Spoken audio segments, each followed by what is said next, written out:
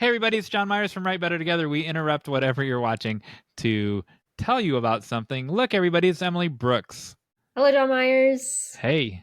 Our book, Write Yes. Anyway, Yeah, I know that Giving book. Yourself Permission to Write No Matter What, is now Yes. available on Amazon. We were the right experts to write this book, weren't we? We were experts.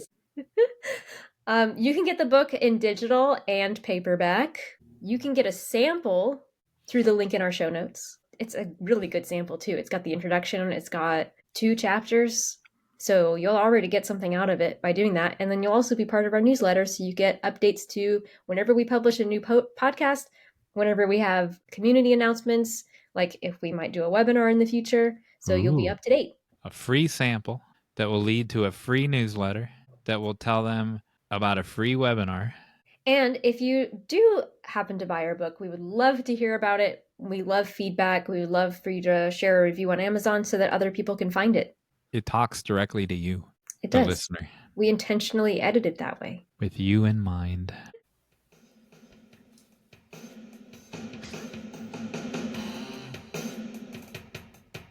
Welcome everybody to Write Better Together. I'm Jon Meyers. Hey, look everybody, it's Emily Brooks. Hello, Jon Meyers. Hi.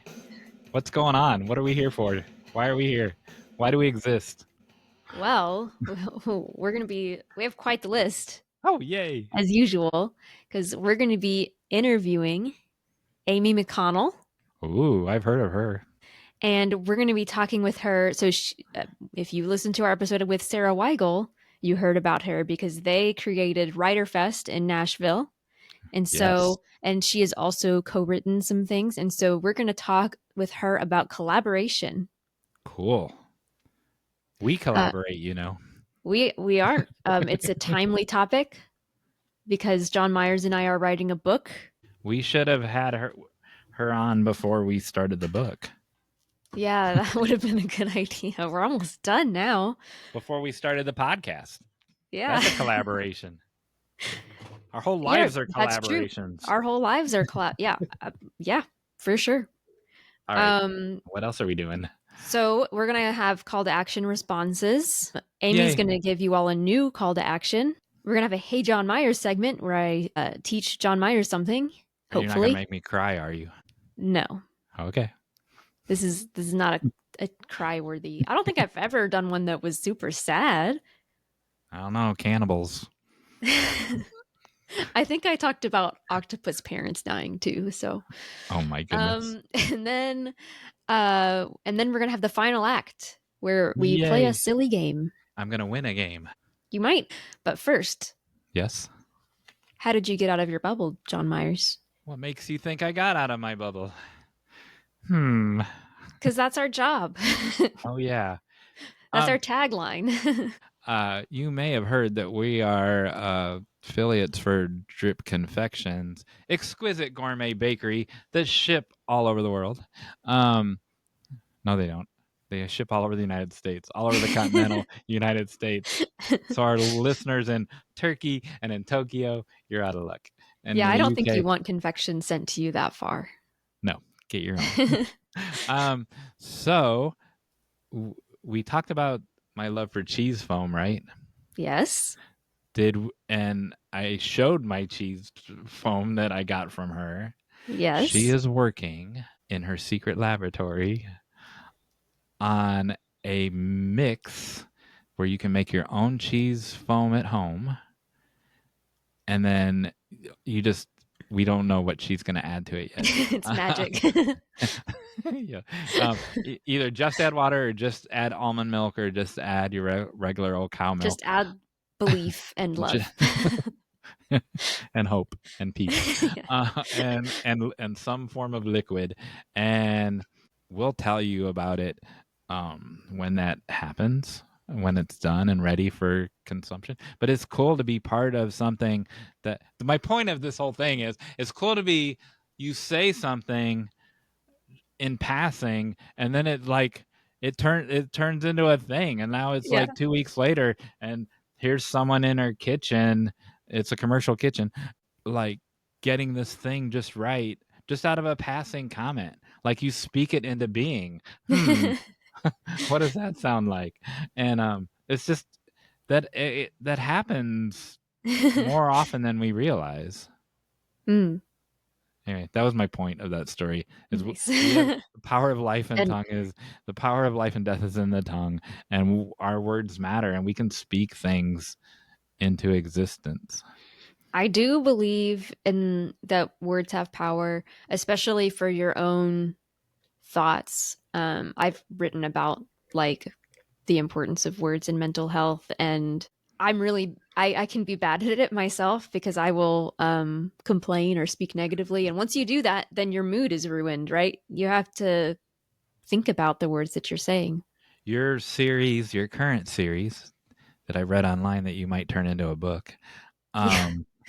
on nourishment. Seriously. We'll link to that series down there. Sure. And on nourishment, talks about that. We on our plan, I don't know if you noticed, but on our future schedule, I have a topic on one of our non-guest episodes of confidence versus self-esteem. And Yeah. they're two different things. And so much of what you're writing in this current series fit that topic as well, even though it's not the main topic. Ooh, I'm excited for that then. All right. How'd you get out of your bubble? So I went to a birthday party at Painting with a Twist in Nashville. Oh, I know what that is. Do you? Oh, I mean, every city has it. I don't know what Yeah. the specific Nashville one is. So it's one of those places where you choose a painting and then they teach the group how to paint it and you paint it along. It's a paint along. And I haven't painted since high school in art class. Wow. You're so crafty though.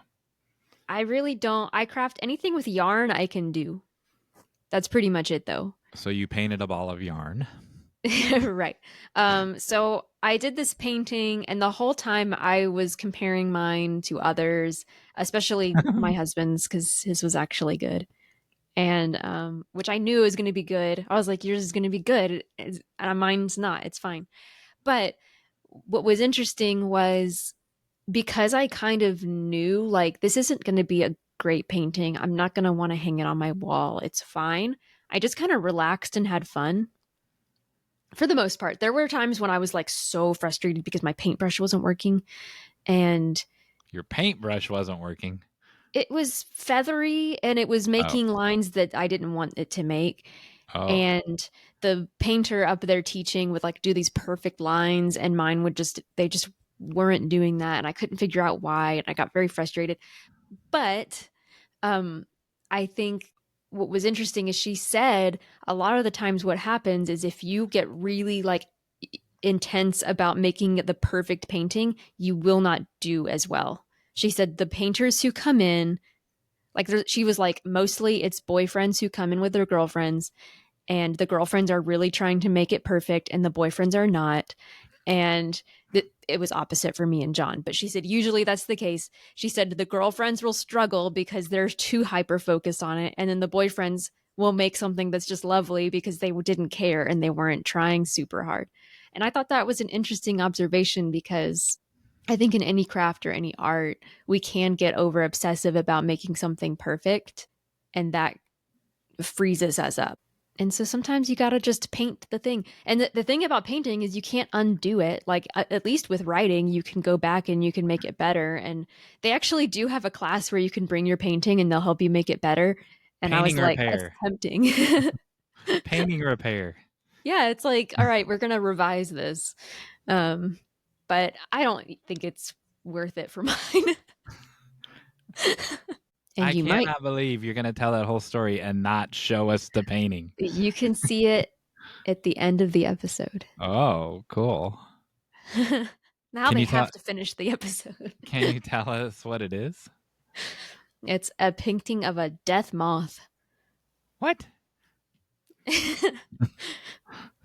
So this is not the Hey Jon Meyers segment, but death moths are moths that have skulls on their heads. So the classes I know that are like this, everyone paints the same thing and then 12 people and then they're all different, right?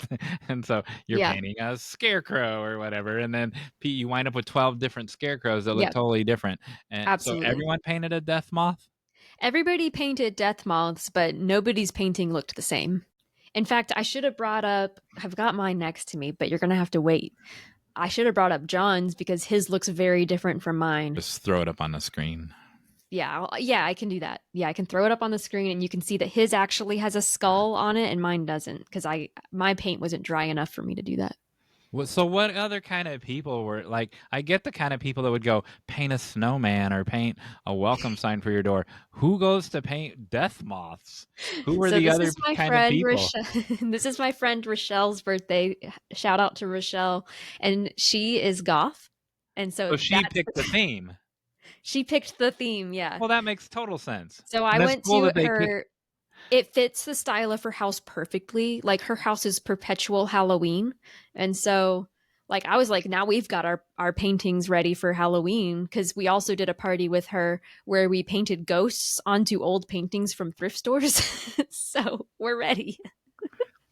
What kind of I think I don't know why I think there's 12 people there. I think all 12 people I think she should have a death moth room, and all your paintings should be in that room, and you can go visit. You can go visit. Amazing. You can go visit your paintings when you want. Hey, didn't I talk earlier in this episode about speaking things into existence? Yeah. I want to see a picture after at some point of all of these 12 paintings in her house in the same room. Yeah, that's a great idea. This is my shrine to the death moth.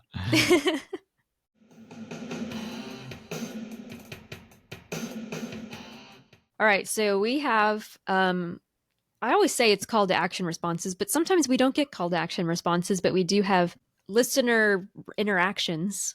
And so today what we have is we've had a lot of interactions on YouTube.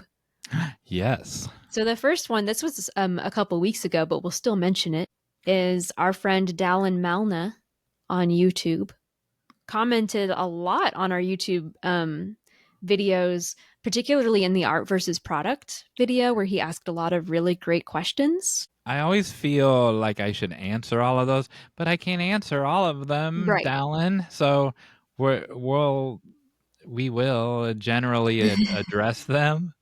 And I feel we can talk about this on a future episode, Emily. I feel like I'm letting down a viewer if I don't respond to everything. I think they understand that we're busy. But we bring him up because, one, you should go to his YouTube channel because he does some writing videos, he does storytelling, he does reviews, and then he also has a Pokemon podcast that he does with his friends where they play Pokemon. So you should go to his channel, Dallen Malna, and then also respond to him in our art versus product video if you want to have a conversation with him. Tell him we sent you. Yeah, we sent you. And we'll have links to his stuff in the show notes. And then we also had this great comment. This was from our episode on conflict with Brian Baker. And we had a comment from Thomas Maldonado. Is in Minnesota. And he said, I appreciate touching on conflict in this episode, a breath of fresh air topic that is a must-need to CW or creative writing circles. I teach creative nonfiction literacy narratives to both non-English speakers and multilingual learners, which requires an element or more of conflict in their narratives. Many struggle with this, so during workshop, I have their peers highlight, literally with a marker, the sentences or paragraphs where conflict is identifiable. If nothing is highlighted, they can see where they may need to add it. When we can identify conflict in the narrative, we use those passages of writing to show the others who are missing it what conflict looks like. It's definitely a skill-building process that needs metacognitive workshopping as well as mimesis. Is that the word? MIMESIS. You act like you're talking to an English professor or something. Oh, yeah, you're an English professor too. Mimesis. I should have zoomed into that because I realized my eyes don't work as well as they used to, and so I was squinting at that. But I love that comment and I love that technique because, and I actually responded to this and said a lot of times in creative writing classes, we note the things that aren't working.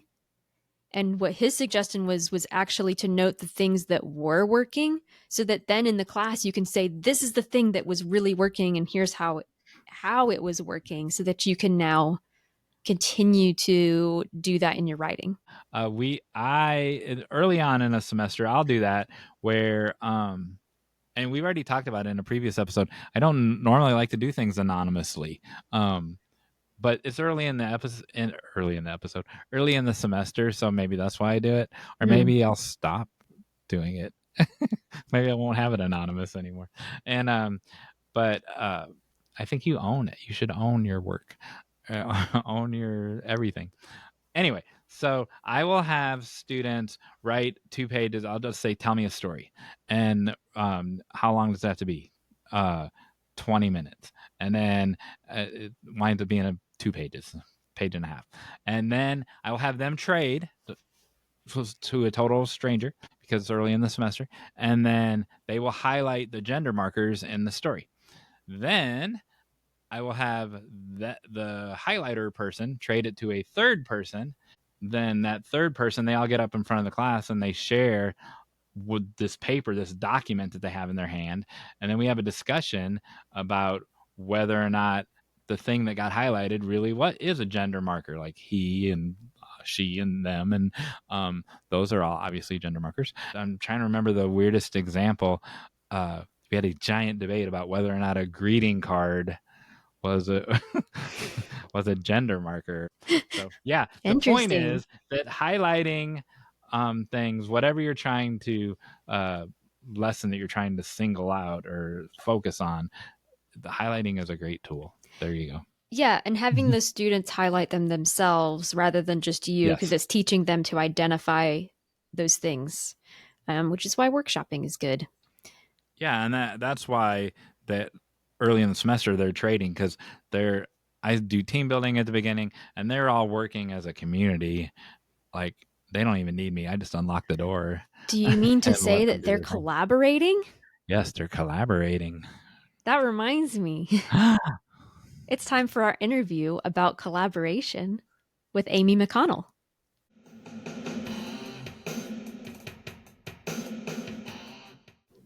Welcome back to Write Better Together. Hey, look, everybody. It's still Emily Brooks. Hello, Jon Meyers. And hey, look, everybody. It's Amy McConnell. Oh, my gosh. Where'd she come from? Hi. Who's pointing at me? Amy, tell us about yourself. Me? Tell about myself? Yes. Yeah, so I'm Amy McConnell. I am a ride or die writer, book reader, lover, lifter, upper of all the writers.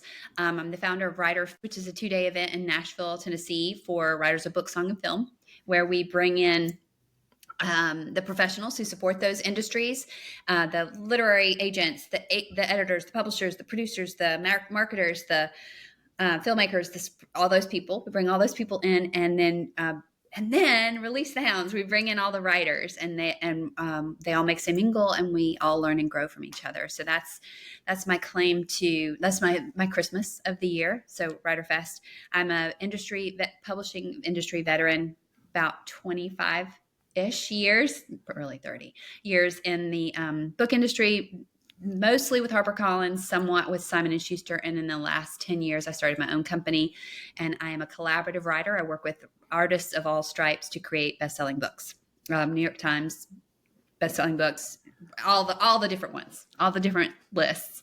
And I love to read. So normally on a guest, so we also have a bookshop, and so we would put a couple of your books in the bookshop, but you have so many that you touch or had something to do with. And then I would also pull one, if I had one, of yours off of the bookshelf, and we would hold it up. And but so I have the In-N-Out Burger one on Kindle.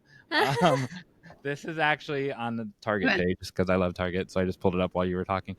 You have it in person, I bet. You can hold it up and tell us, like, use that one. You can tell us about other ones too, but use that one to kind of explain your role of what you did with the author and stuff. Oh, yeah. So Well, I'm going to back it up just a second to say that I spent a lot of years as an acquiring editor in-house. So my job there, my happy work was to come alongside authors to help them create their brand, have a quality product that was exceptional, that made people want to come back for more, and then extend that over time. So I worked with some authors over the course of 30 books, for instance. And so longevity is really important to me. Fabulous reader experience is really important to me. And I love working with those artists. I worked at we started a fiction division at Harper that grew over time. And so I got to sort of be a part of lots of novelists' careers, some big successes, but also some just lots of learning for me. And I got kind of a de facto MFA with respect to current company. So I learned a lot about how to build a story, how to build a narrative. And then when I went to work for Simon & Schuster, I did a lot of celebrity work where I would work with people who had a lot of profile, a lot of platform, but not a lot of time to sit in a chair and write a book. And so I worked with ghostwriters, and I learned how to figure out who's a good fit with what kind of personality, et cetera. And I love that. That was a real puzzle for me, figuring out who works well with how will they work well and how will they not work well, will they complement each other, et cetera. That was really fun for me. So then when I left Simon & Schuster, all my agent friends would call me and say, what about this book? Who should I fit with this person? Because they knew that was a proclivity of mine, and I was good at it, and I was interested in it. And I would say, well, not him, because don't do that. But if you bring this person in, then you'll need this editor. And I love that piece of it. And so at one point, it was after I'd left Simon & Schuster, it was probably 3 months in, I was negotiating to go back in-house to another house. And one of my editor friends said, would you just take a look at the content and see what you would do with it? And I looked at the content and I said, well, here's my instinct. I would do this thing with it. And she said, well, would you just have a conversation with the author, the celebrity? And I said, sure, I'll have a conversation with them. And I'm just this is kicks and giggles. This is fun. And then the author said, can I just hire you to do this? And I said, yeah, that'll be fun. So I tried it. And then now here I am 15 books in, having done that. So wow. All that to say, it was kind of an accidental thing. Most people who come at writing come at it from a perspective of I want to write my story. I want to tell my thing. I am pregnant with this idea. I want to birth it. I've never had that instinct. I really have never had that instinct. I mean, I've had 5 children, but I've never had the instinct to birth a book from my own soul. I have always come alongside more as a midwife to say, what's your story? How can I help you best communicate that? How can I make it beautiful and a happy experience for the end reader? And so all that to say, Jon, to answer your question, what does that look like? It looks different every single time. So sometimes it looks like sitting in a room. Well, this is one of my favorite experiences. Was I went to LA to meet with one of my clients. We just rented a house and we just stayed in a house together for 3 days and just talked, recorded everything we said, and just figured out what the content bank was, what materials are we going to be drawing from, what do we want that end reader to experience in the process of discovery and learning about you. And then we kind of just morphed until we figured out, oh, this is the structure of the book. Now, Amy, go and execute. And I went and executed, right? Other times it's back and forth and back and forth and back and forth daily via text or via voicemails or via I've used all kinds of different applications to try to figure all that out. But it can be lots of things. With In-N-Out Burger, which I'm trying to get to your question. With In-N-Out Burger, there were about 23 interviews that I did with people outside of the author. So, because there's a lot of context there, lots of history. So I was assisting her in a lot of that, in the sense of trying to figure out how to piece together the history that she literally was not alive for a lot of, but also integrating her very unique and beautiful voice and style and sensibility and personality so that she shines on the page, so that the reader ultimately feels like they connected, not with Amy, because who cares about Amy? They want to connect with Lindsay. So, and that's a fun challenge for me. So that's somewhat of an overview. Got it. I love that. I love the way that you describe, because I saw this on your website too, the way that you described yourself as a midwife, that you are helping people who don't have the skills to bring about these stories. I just think that's so beautiful. Or just the time. I mean, Yeah. skills is, I appreciate that, and that's kind, and it's generous to say that I do, because the assumption then is that I have skills, and I do have skills, but so do a lot of other people. They just don't necessarily have the time or the inclination or the even the interest. Sometimes there's just 2 books in a person. They're like, all I want to do is have these 2 books out in the world, and then I'm done. I will go do my other things that I'm good at. And I'm like, you don't have time to get an MFA and figure out how to write a book. Let me help birth it, and then you'll have those children to raise, in essence. So and I've mentioned this briefly on the podcast, but I can't disclose all of it, but I'm working with another person to write a book right now. I haven't asked permission to share like publicly who it is and stuff, but I realized that for him it was a confidence thing, feeling like, well, I've never written anything before, I don't have this experience, so please just help me. And the thing is, he's a good writer and he does have a lot of really, really good things to say, but he wants that extra. Well, and newsflash, I'm always telling them, like, the authors will often say to me, I don't know, you're the expert. And I'll be like, for real? I still am figuring this stuff. I mean, I've done literally thousands of books, and I still am every time like, I don't know, let's try it. Like it's so when they say I'm not sure I can, like, yeah, none of us are sure, but like, let's just take the step of faith. And I've taken that step of faith enough that I'm not really afraid of it anymore. So yeah. That's so I'm without going into the details that Emily can't release. Like, so this person is in a completely different occupation too. So they're not even in that world. And so even they might be competent because they're already a good writer in a different form or whatever. And but it's a totally different world. They spend 18 hours a day in a completely different world. So absolutely. I mean, I love the strange lane that I've found. I love working with therapists. And because I don't know, I think I'm God's favorite, and he just knew I needed therapy. So he gave me a lot of therapists to work with on books. But I've had the good fortune of working with a number of therapists who are so healthy and so understanding of the way the psyche works and the way the body works with the psyche and how our mind-body connections, all those things work together.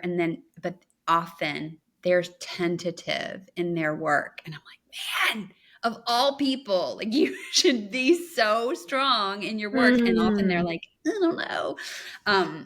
But it's just a matter of like, what do we spend most of our time doing? Like you said, Jon. Yeah. And that just makes me think that there's so many people out there who have something to say, who, like Jon Meyers was saying, like they don't, or like you were saying, that they don't really have that desire to write multiple books, but they have a book in them that like has to come out. Yeah, I totally agree. So they should write anyway, is what I'm thinking. Exactly. So therapy comes up in every episode. Yeah, we talk about therapy a lot. We both got goosebumps when you said that. But talk more about that. You told us why they're good at it. Talk about the differences between the types of therapists that you've worked with. Talk about the differences between them in what way? Like therapist A presented this book in this way. Therapist B said, what if we came at this other thing at this other angle? Like, just talk about the spectrum of different, like the different ways that they collaborated, or yeah. So I would say typically is the wrong word. If I'm looking at the handful, there's probably this many therapists that I've worked with, usually they have something that is motivating them to want to see a change in either society or individuals. And so what I try to get at with them is, you have one shot with one person to make this transition from A to B, from the start of a book to the close of a book, which is, I don't know about you guys, but it takes me about 7 hours to read a book ish. So if you have 7 hours with somebody ish, what do you want them to go from this to what is this? What's before, what's after? Yeah. And identify those things. And then what is it going to take? What are you going to be able to do in 7 hours that you can't do in 5 minutes or I love that. 30 seconds? That's really good. So once they figure that out, I mean, that's figuring that out is a big deal. Yeah. You know, just knowing what that goal is a big deal. And then figuring out how to get there is awesome. Like once you figure out what that lane is, it's not just like, oh, now all I have to do is type 2,000 words a day. No, it's a whole mind body shift. Like you have to figure out, how do I manage that rhetoric in terms of rhetoric, in terms of subject matter, in terms of expertise, in terms of authority, in terms of trust, in terms of science versus anecdote versus, how do I avoid triggering people do I trigger people by giving personal anecdotes, or do I avoid triggering and stay on the scientific side? Like there's all these different things you have to navigate to get there. And that's so much fun for me.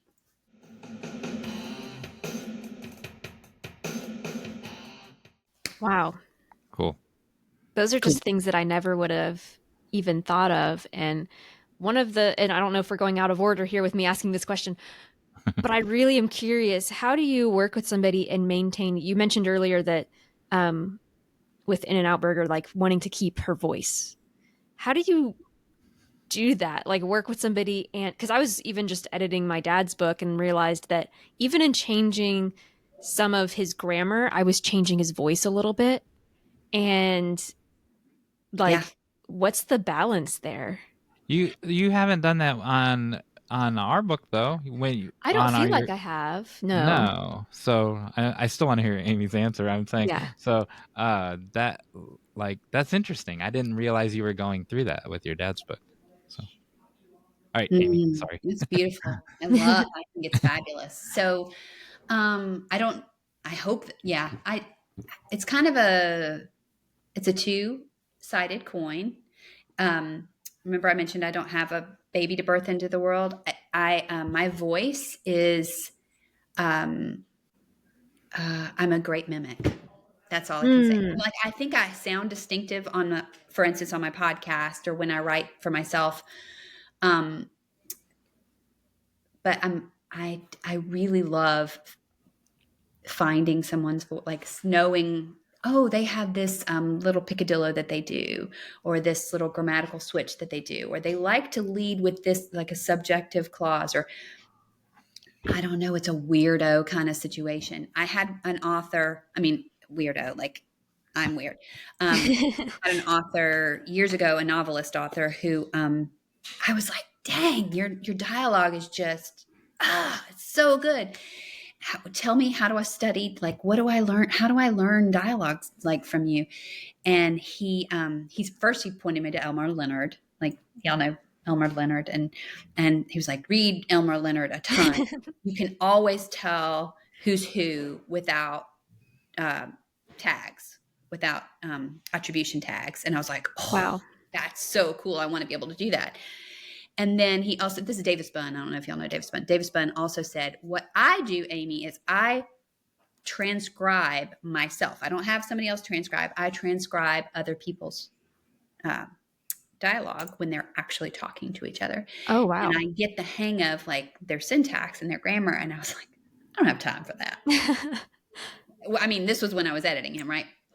I was like, but good pro tip. So now when I first start working with somebody, I do that. I transcribe them. Like, I have tools that can transcribe people for me, but I transcribe people so that I can get a tactile feel for what I keep running into over and over again with them. Obviously, you're going to run into the likes and the ums and those things. Just throw those out and you'll figure it out. I'll figure it out. I don't know if it works for everybody, but for me, it works to sort of do that until I get the rhythm of the way that they talk. And then I just try to be consistent with that in a sort of a disciplined way throughout the book. I'll go, you know what? He always says, always makes derogatory remarks about himself every time he says something deep.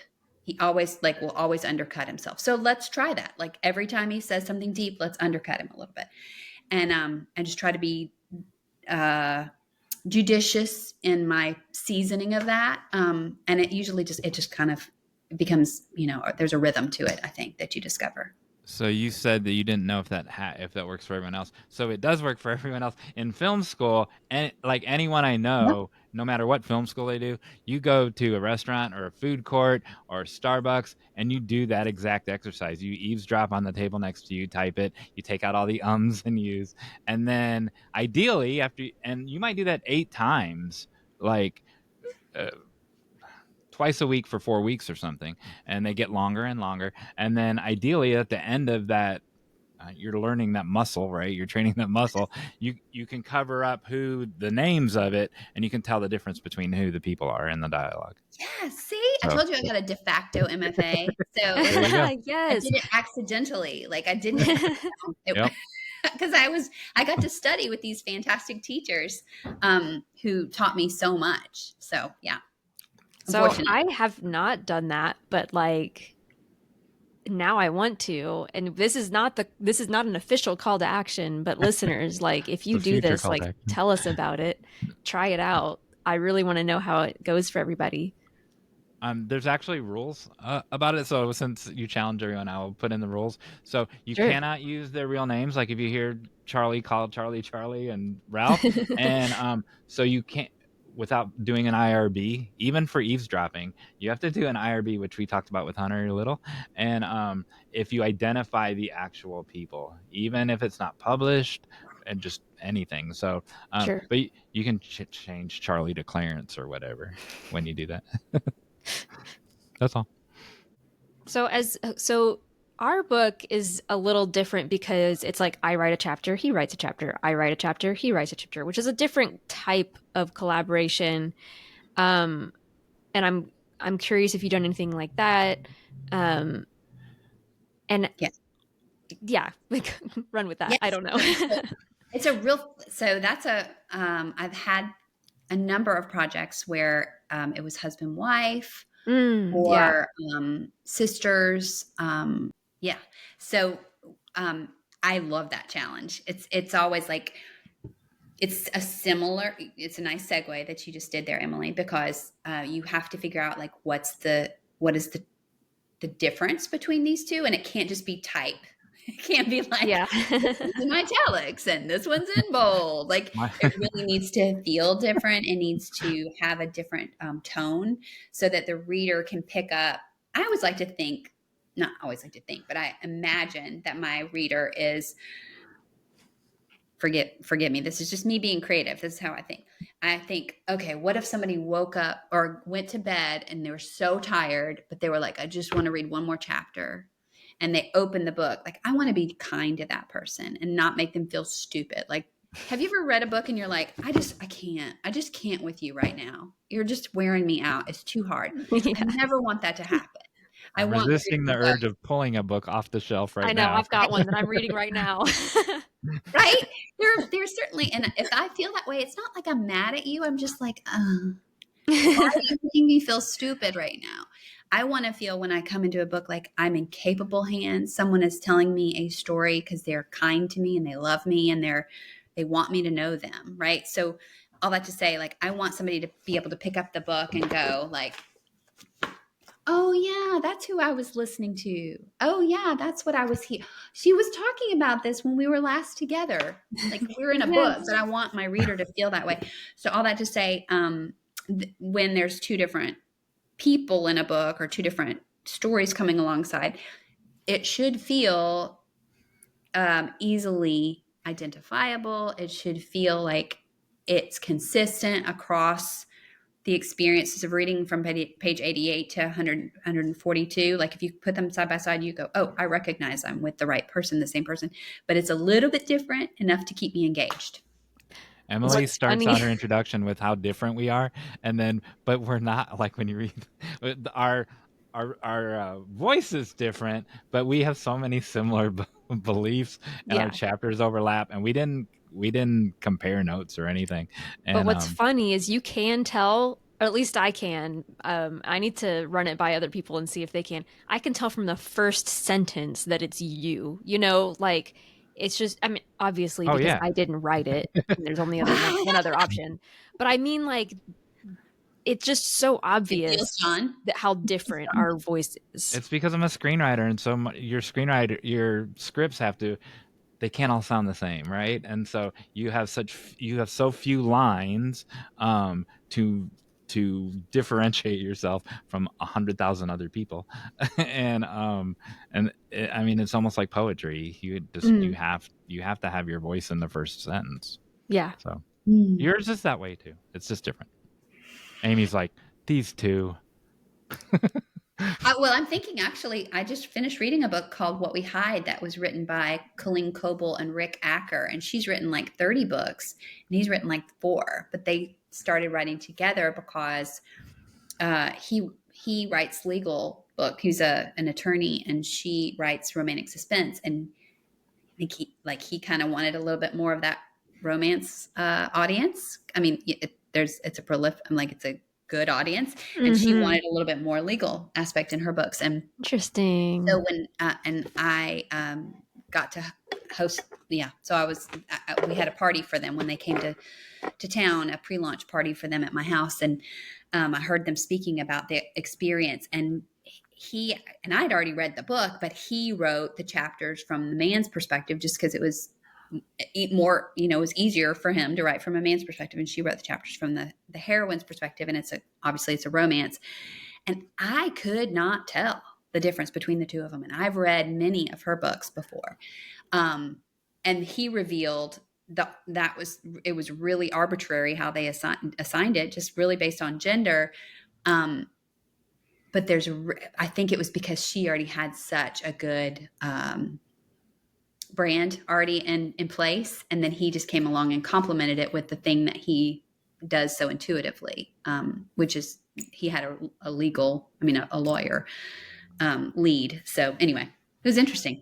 That's the kind of collaboration where I'm like, I don't know how you can do that where it feels this like it was by the same author almost. Like I'm reading one right now, How to Lose the Time War, and it's a back and forth one, but like, and you can tell some differences, but they're just so similar that I couldn't tell you which one was Amal Tar or which one was Max Gladstone. Like I don't know. Mm-hmm. It's crazy. Mm-hmm. I just can't imagine because how do I say it? Like it just seems like it'd be so difficult to make your voice blend in so well with somebody else. Well, if you did a bad job of it, if they did a bad job of it, then you would know, and that you could tell. Yeah. So it probably wouldn't be published, is what I'm getting at. My husband and I both read a book that was a novel written by 3 authors. Fleet, are you there? Can you hear me? He's in the accent. I know Ariel Lawhon was one of them. So let me look and see. Do y'all know Ariel Lawhon? She's fantastic. I do not. Ariel Lawhon. You need to know Ariel Lawhon. You need to read The Frozen River, which is her book. And it's been an amazing New York Times bestseller. It's been on the list for quite a while now. The book that she wrote with 2 other women was called When We Had Wings. It's about women who are in World War II when Pearl Harbor happens, and it's the aftermath of that. And she wrote it with 2 other women who write in historical vein, Christiana McMorris and Susan Meissner. And I bring it up because they each had a female in the armed forces, in the I can't remember which armed force it was. Maybe let's say the Navy. And so all 3 of them were there, and they each were very distinct in their plot line, etc. And so, my husband and I both read the book, and we were like, which one do you think is Ariel? Because we've both read a bunch of Ariel's. which one? I think it's this because the protagonist is this way, and she usually does protagonists that are, anyway. So, but it was tough to tell. We figured it out. So, Nice. So yeah. if you weren't Amy McConnell and you were a civilian, what do you think a civilian is doing that while they're reading it? I have an answer, but I want to hear I don't Amy's have answer. any idea. I'm not normal by any stretch of the imagination. It's hard to imagine being a normal reader. So my answer is, I asked the question just because I wanted to answer it. Hey, how was your vacation? I'll tell you about my vacation. If the story is strong enough, the civilian doesn't even notice. If the story has holes or things like that, then they start to look and cast blame. And so that leads to my next question. How much, when there's a collaboration like that, how much of it is what you put into the bucket and how much of it is what you take out of the bucket? Because a lot of it is, this needs to come out, this needs to come out. Ooh. Well, I would say that's 44%. Thank you. I knew it. That's what I wanted. Quantitative I was like, whoa, numbers. okay, she's actually like this. Sometimes I end up like with it. So,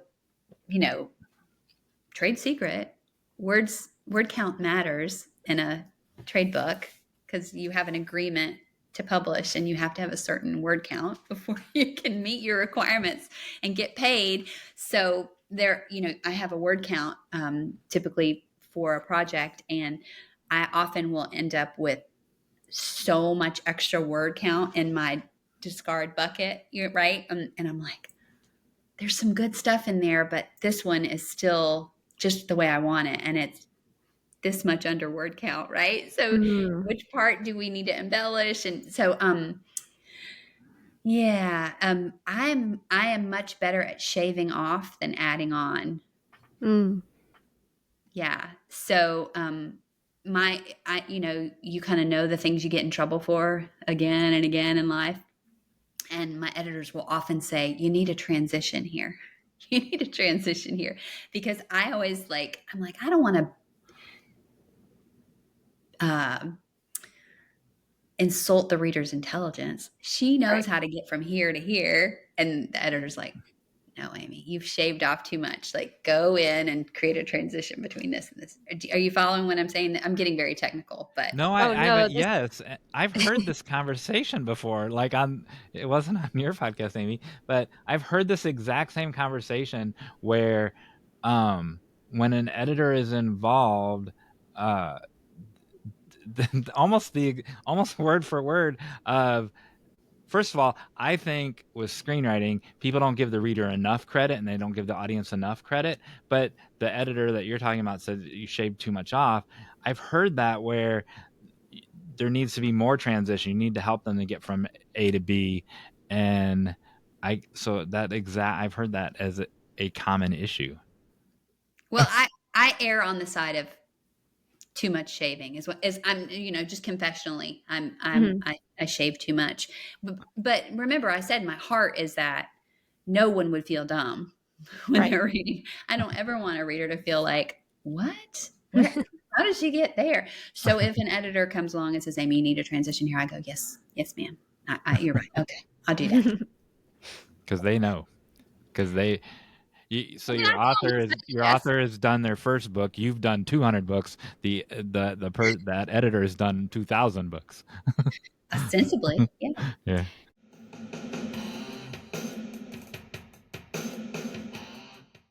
Have you ever faced any challenges with, and without naming any names, but with personalities or with pushback or people not liking the way, like the direction or anything like that you've had to deal with? Oh gosh. I mean, absolutely. Yeah. I mean, for sure. Yes, 100%. Yes. You're asking for a specific example or not without naming You don't names? have to be specific about it, but I'm just curious how you overcome those challenges. Yeah. Okay. Well, I would say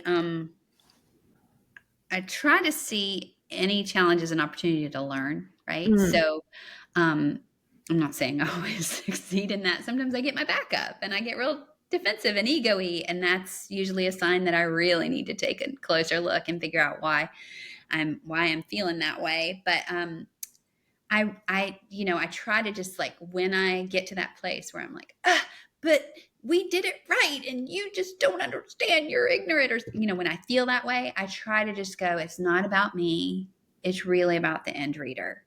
And what do I want for the end reader? I just really want the reader to have a positive experience. I know I read to know that I'm not alone. Like, I know that's my impetus when I'm on a, on a flight and I'm reading. I want to feel like I'm not the only person who's nervous about this plane going down in a minute if it's turbulent. I read to know that there is meaning in this meaningless life. Sometimes, when it feels like life is meaning, I want to know that there's someone on the other side of this book who cares enough to share their experience in a very intimate way. And so, all that to say, when I get my back up and I go, I disagree, I try to just remember, like, it's not about you, Amy. Like, it's about that reader, and like, get out of your own way and let that reader have that connection with that author that you yourself deeply, deeply desire. Obviously that takes some meditation, but that's sort of my approach anyway to conflicts like that. That's really good. Have you noticed the same thing with your podcast, where the person, you want to connect to them, that you want them to know that they're not alone, and have you noticed that happening? To be fully transparent, the podcast is so much fun for me, I forget there's anybody else in the room. I'll be talking. So far we haven't done a visual component. We do it in a podcast studio. And so it's all auditory, and it's me sitting across from a creator. So like, just the one that just came out this week is with a novelist, Melissa Collings, and she wrote a romance novel, like a book club book. And so just sitting across from her, I just lose myself in the conversation. That said, like, there is another person in the room. Risha is our producer, and she pipes in and she'll say, Amy, but blah, blah, blah, and she'll ask us questions, and I'll go, oh yeah, what? Yeah. And I lean into her, and I completely forget that there's a not completely forget, but it's very much about sharing in that room, if you will. So I don't think it's a problem so much as the response that I get from podcast listeners and subscribers, it tends to be like, I love listening in to what you're, you know what I mean? So they don't necessarily feel like they're a part of the conversation. They feel more like they're eavesdropping, which is perfectly fine with me. I'm just there for my own. It's scratching an itch for me because I love creators. So talking with literary agents and publishers and songwriters and novelists and nonfiction writers and children's book writers, and those, I'm like, oh, look on my calendar, I have a podcast interview today, because I'm just so excited. And when they come out, I listen, because I'm like, oh, I want to hear again what that person said. So yeah, I think that's an answer to your question, Jon Meyers. I wonder if that's because now it's turning into the podcasting podcast. I wonder if that's because, so yours is like, I don't know, club random or something. Yours is two chairs sitting in there, two people having a conversation, where ours are the screen. Although we have done one where we were in the same room. We were in front of a theater full of people with Bob Sines, screenwriter Bob Sines. And so someone watching it on a screen is seeing other people on a screen, because we get things where like, oh my gosh, this changed our life. But we've had two to where like, oh, this really impacted me in a really heavy way. But I wonder if that's because they are eavesdropping on this conversation, and but they're also looking at screens as opposed to two people sitting in chairs. I wonder. I don't know. I used to love. Do you guys, John, maybe not Emily, but do you remember the Artist Studio? Yeah. The guy with the beard. He died. I always was intrigued. Emily is 2 months older than I am, so she remembers this as well. Oh yeah, I remember that. But more than, I mean, I love that show, but it was almost comical how it sounds he was such a caricature. But I grew up on NPR. So that auditory experience of listening to to programs that were created with a listener experience in mind. I don't know. There's something about it that really appeals to me. I think because I listen to a lot of non-visual podcasts, and I have what do they call it? Parasocial relationship, where you feel like you know that person and they're your friend, even though, although we are going to have one of them on our podcast, and I'm very excited. They will be my friend, but no, I think that's it. I think it's completely like you can feel connected, and then one of the first advice that we had on this podcast from outsiders was don't be boring. And I think that what you described is you're not bored. You're having a great time. And so I think your listeners aren't bored. Like, I think in order to not be boring, you have to be excited too, and you have to be into it. And I love that. That's good. That's good. Yeah. Well, like I said, if it's podcast day, I'm like, yeah, let's go. I love to write, but I think the reason I love to write is because I love to connect with readers. Mm-hmm. I like to connect. I mean, that's my modus, like that's my drive, is to connect. And so connecting via writing is aspirational, like it's hopeful connection. It's like, I hope we'll connect. But when I'm doing the podcast, I'm actually connecting with someone who is actually also connecting with other people. And then we are actually connecting with other people by way of the podcast. So it's like a multiplier effect where my energy level just goes, and my battery is just charged totally. And then I can go away and write like this because I'm just, charged. So that's why WriterFest. So the unique thing, from what I understand about WriterFest, is the whole thing is around collaboration. That's right. Why it's successful, because that's your wheelhouse, is putting collaborators and putting diverse types of people and that are all creatives together, like connecting this person with this person and this person, and that's your vision for it. And no wonder you're good at it, because that's what you do. Well, it definitely energizes me, and I don't know that it's even really a skill so much. It is just a biological, like, wiring. When I talk to someone who is also a creative, this does not really usually apply to, say, nurses or insurance people. I like talking to everybody, but when I'm talking to someone who is a creative and they love to create, I'll be like, ooh, I know who you should talk to. It's just like it's not like I'm like social climbing or anything. I'm just like, you should talk to this 6th grader over here who also loves deer, and she would love to draw, and like, I just always am trying to figure out who would be a good connect. Oh, I love that. It's like it brings me joy. I would probably be like a matchmaker in another life. Yes. Where I'm like a midwife and a matchmaker. I love it. So I was at a party last night, and I was like, I kind of cornered this girl. I was like, what do you do? Oh, how can we get you? I have an idea about how we can get you and your guitar in front of some people. Oh, that's great. It's a wiring thing. So it brings me a lot of joy. But yeah, so that's what WriterFest is. I mean, if you come to WriterFest, which I hope you will walk away going, I don't know why, but now I have 5 new best friends, and I'm an introvert.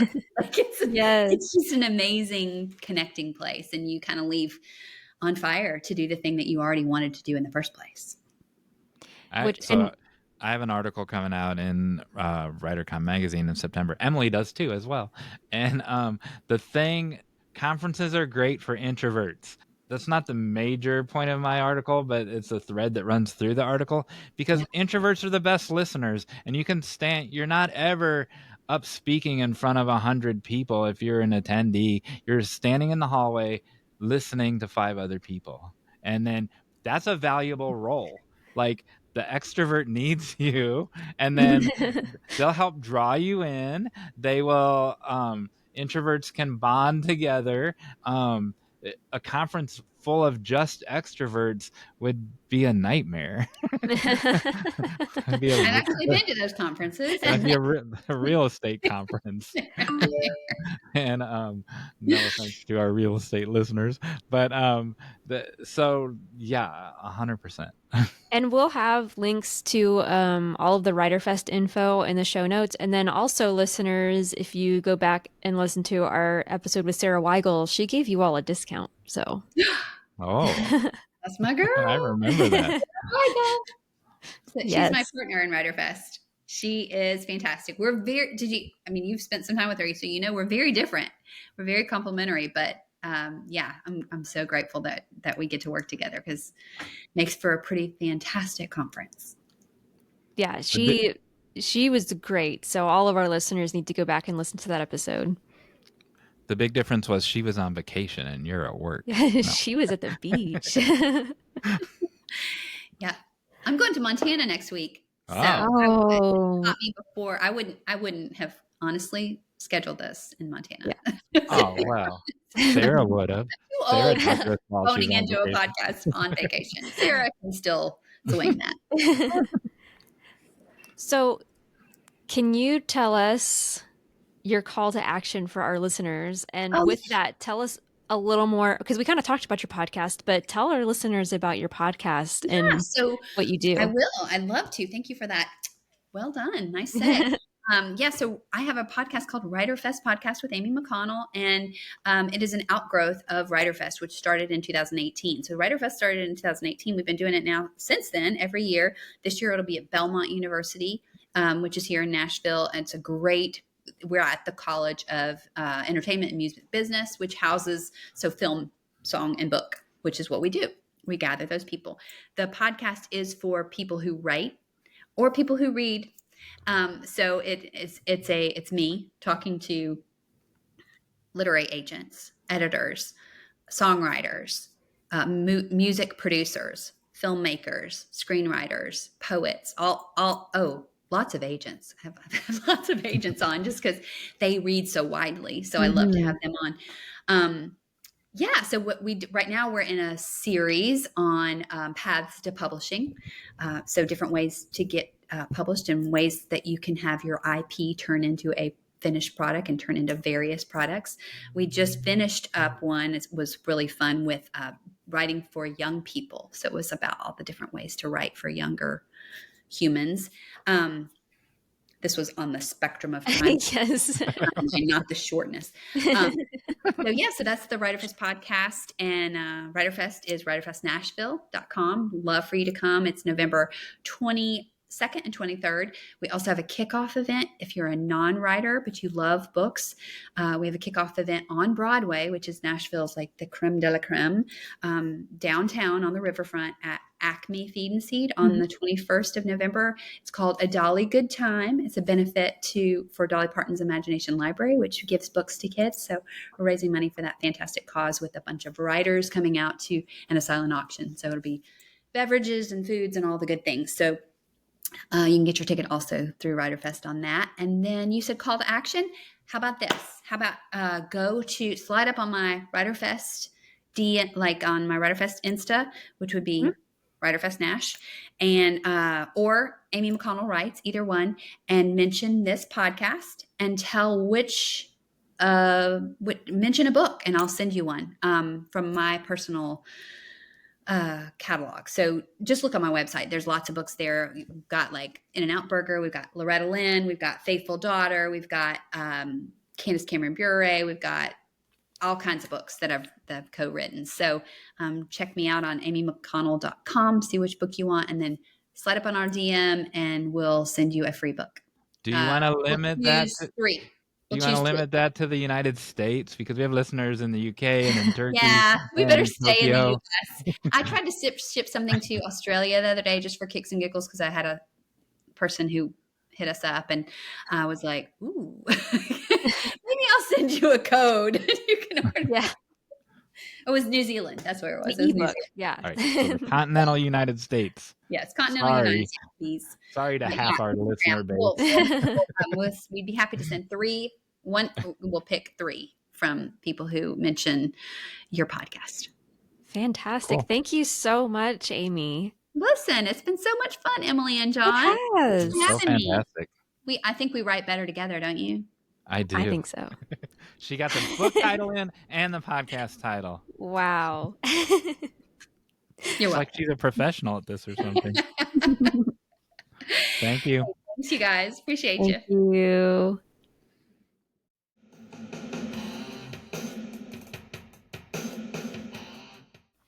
And we're back. That was amazing. It was. When she said the thing about the thing, That was so Wow. good. it was good though, seriously. For sure. Hey, Jon Meyers. Yes. What? Oh, I forgot to think of a question for this. I was just going to start telling you the thing. What? Okay, here's a question. Yes.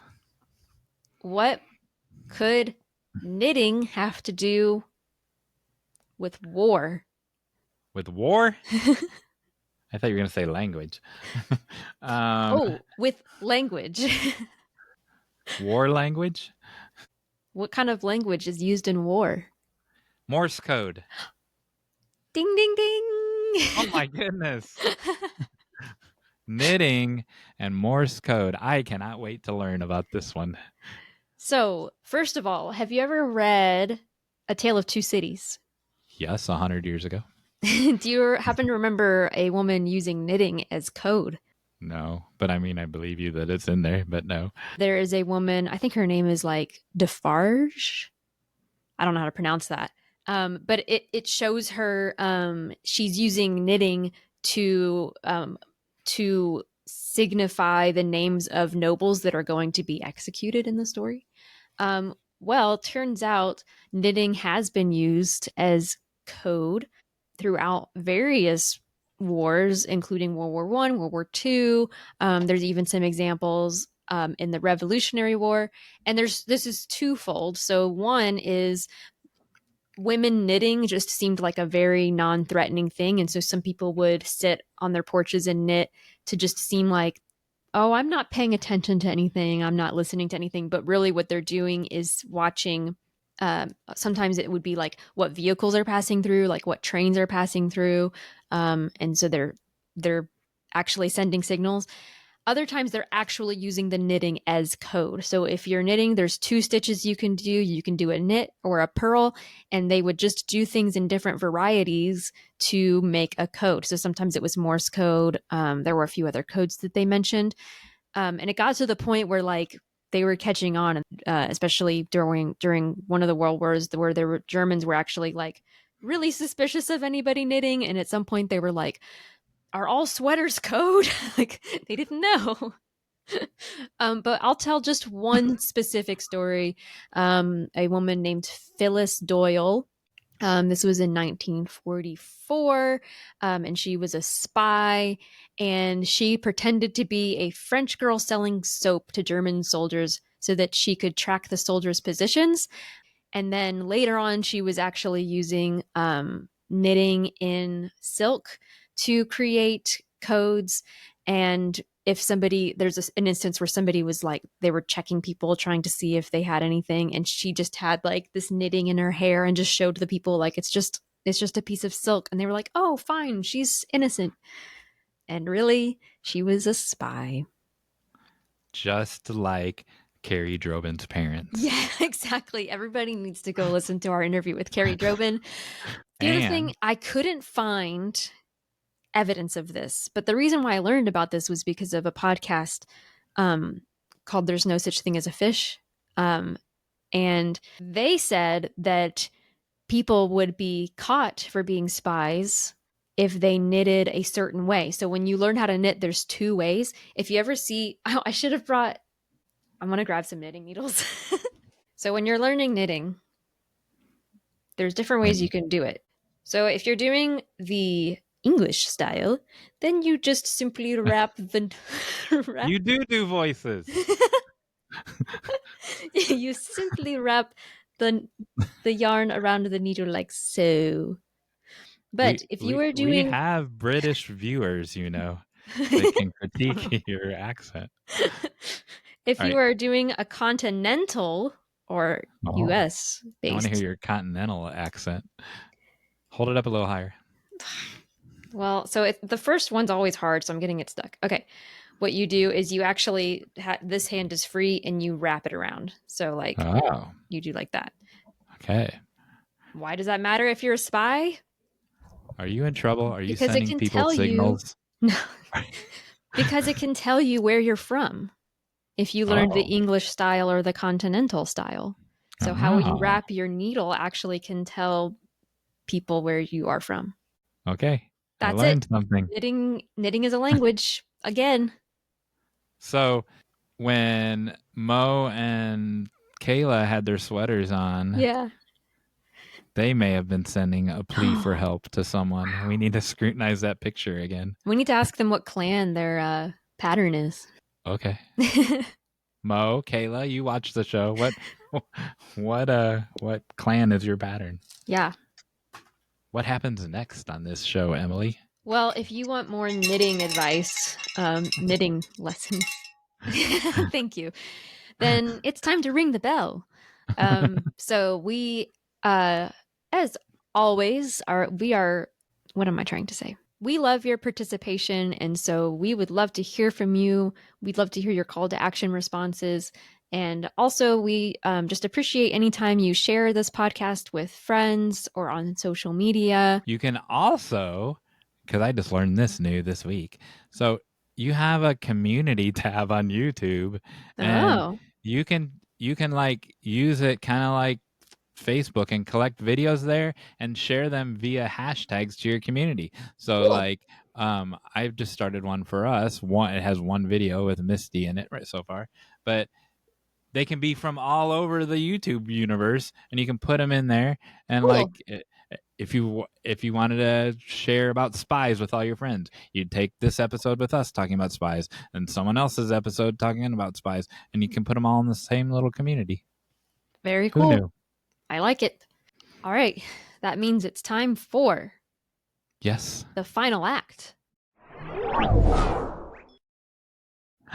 Yay. And I'm going to try not to make this too complicated because this is kind of a complicated game. It's fine. We're going to try it out. Next week is so easy. If you're new to the podcast, we play different weird games every week. And sometimes they're great and sometimes they're okay. And Emily's are always hard. Yeah. She like doesn't want me to win. This is called Yes. Get the Movie Wrong game. Oh, great. Your prize is... Oh, great. Oh. Yeah. Is that yours? Mediocre painting. That's great. That's not mediocre. Is that yours? Well, it looks okay until if you don't look at the picture that it's supposed to be. Oh. It looks more like a bee than a moth. All right. I don't know the difference between a moth and a butterfly, but it does not look like a bee. Cool. I want to win it. But I can't win this because it's going into your friend's moth room. Death moth room. Funny story. I don't have time for this story. I need to know the story anyway. Funny story. My husband and I, when we were not even dating yet, found a painting of a mountain man in Goodwill, and just funnily, we ironically bought it. And then we showed it to my family, and my sister said that she had almost bought it. And so for a couple of years, we took turns hiding it in each other's houses. That's hilarious. So anyway, that's just a random story. All right. So the game is... Yes. I'm going to give you a category. I'm going to ask you a question, and you're going to see how many times you can get the question wrong. Okay. So when I give you the category, you're first going to predict how many you can get wrong.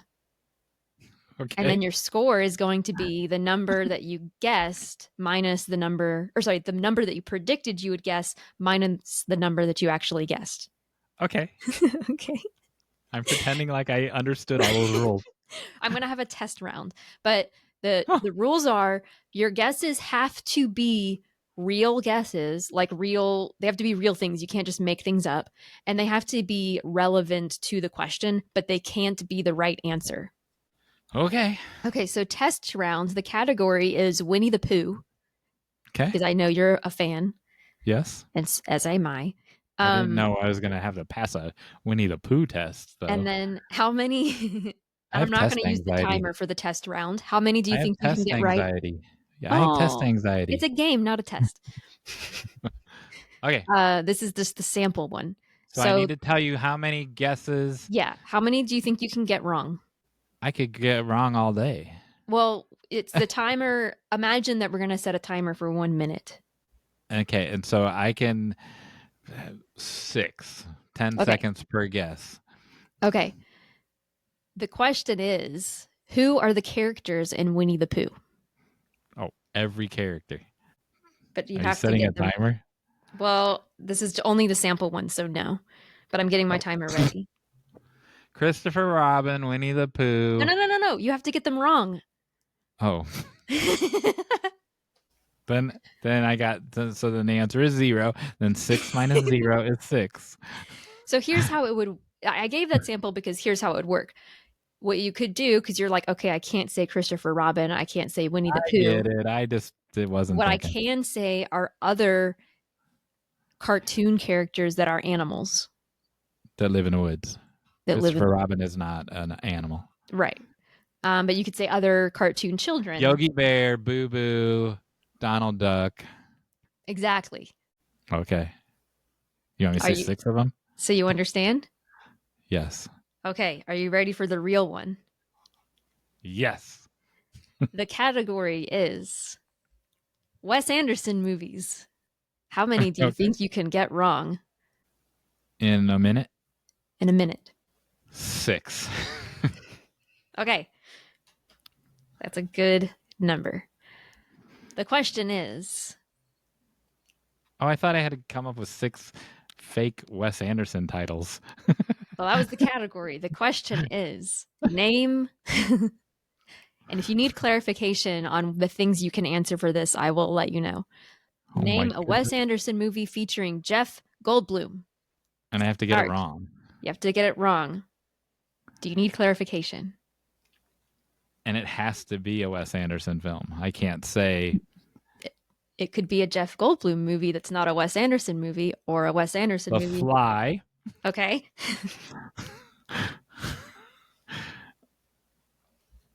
Moonrise Kingdom. Jurassic Park. Jurassic Park 2. Jurassic Park The Lost Kingdom.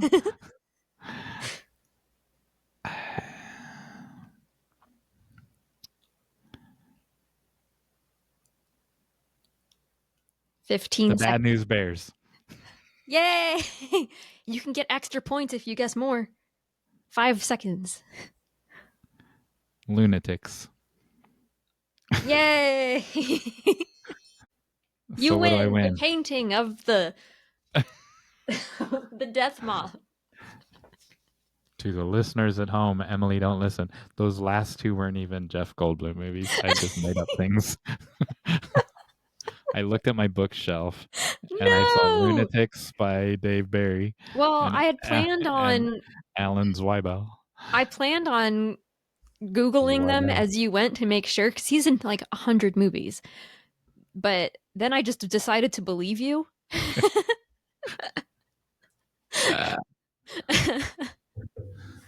Well, that's okay. You still got most of them. Nice. Dave Barry and Alan Zweibel. Lunatics. I said you couldn't make any up. It has nothing to do with Jeff Goldblum. That's so funny. Oh, I forgot he was in Cats and Dogs. Man. Oh, I forgot that too. That was a good one. Was it? Yeah. Cool. Well, friends. Can we take calls now? Yeah. They should have had a phone a friend and they could have called in. We couldn't have done it without you. Jeff Goldblum.